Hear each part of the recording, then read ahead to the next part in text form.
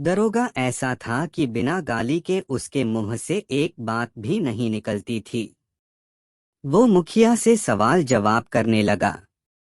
मुखिया ने दरोगा से कहा, मुझे माफी दे दीजिए। दरोगा ने पूछा कि अगर मुझे इसी तरह से तुम्हें माफ करना होता तो मैं यहाँ क्यों आता। मुखिया चुपचाप गोपाल की पत्नी गौरा के पास पहुंचा। उसने कहा कि यह पुलिस वाला काफी बेकार है, पैसों के बिना बात ही नहीं करता था। उसे 50 रुपए चाहिए। मैंने उसे बहुत मनाने की कोशिश की, लेकिन वो किसी की एक नहीं सुनता।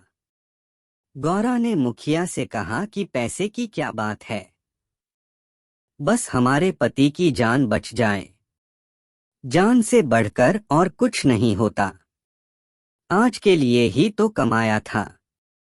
गोपाल इन सभी बातों को खाट पर लेटे-लेटे सुन रहा था। उसने कहा कि जब किसी ने कोई गलती ही नहीं की तो 50 रुपए क्यों देना। उसे एक पैसा भी नहीं दिया जाना चाहिए।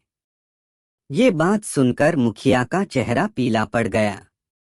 वो बोले, धीरे कहो इन बातों को, अगर दरोगा ने सुन लिया तो परेशानी बढ़ जाएगी।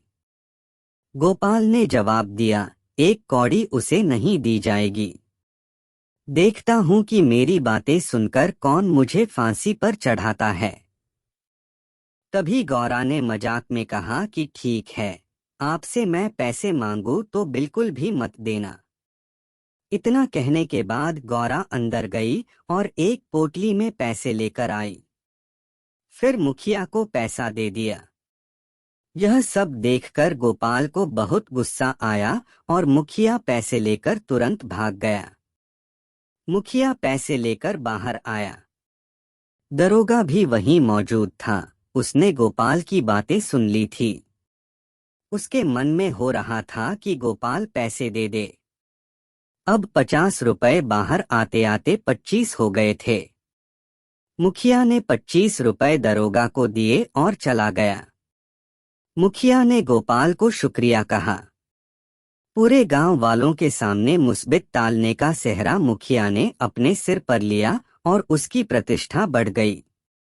उधर गोपाल ने गौरा पर गुस्सा किया। मुखिया पैसे लेकर बाहर आया।